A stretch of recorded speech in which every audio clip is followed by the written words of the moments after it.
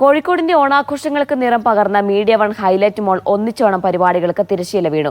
കൊതിയൂറും പായസ മത്സരവും കുട്ടികളുടെ ചിത്രരചനയും കേരളീയ കലാരൂപങ്ങളും കോഴിക്കോടിനെ അക്ഷരാർത്ഥത്തിൽ ഉത്സവ പ്രതീതിയിലാഴ്ത്തിയിരുന്നു.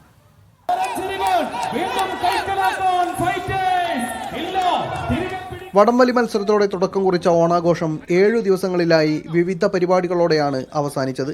അവസാന ദിവസങ്ങളിൽ കോഴിക്കോടും മലപ്പുറത്തുമുള്ള കോളേജുകൾ പങ്കെടുത്ത ക്യാമ്പസ് ഫെസ്റ്റും മോഹിനിയാട്ടം, തിരുവാതിര, മാർഗംകളി, ഒപ്പന, നാടൻപാട്ട്, മാപ്പിളപ്പാട്ട് തുടങ്ങിയ തനത് കേരളീയ കലാരൂപങ്ങൾ അണിനിരന്ന കേരളീയവും ആസ്വദിക്കാൻ കോഴിക്കോട് ഒന്നാകെ ഒഴുകിയെത്തിയപ്പോൾ ഹൈലൈറ്റ് മോൾ ജനസാഗരമായി.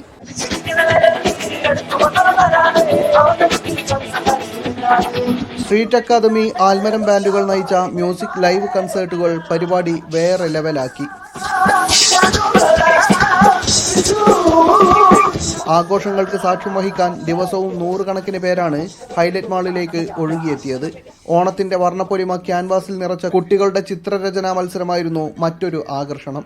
ജൂനിയർ, സബ് ജൂനിയർ വിഭാഗങ്ങളിൽ നടന്ന മത്സരങ്ങളിൽ കണ്ണൂർ സ്വദേശികളായ കിഷൻ ദേവും വൈദേഹി ബിനേഷും 1ാം സ്ഥാനം നേടി. വിജയികൾക്ക് ഹൈലൈറ്റ് മോളും മീഡിയ വണ്ണും സമ്മാനങ്ങൾ വിതരണം ചെയ്തു.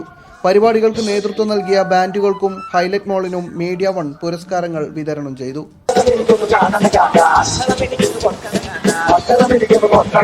Media one, Kozhikode.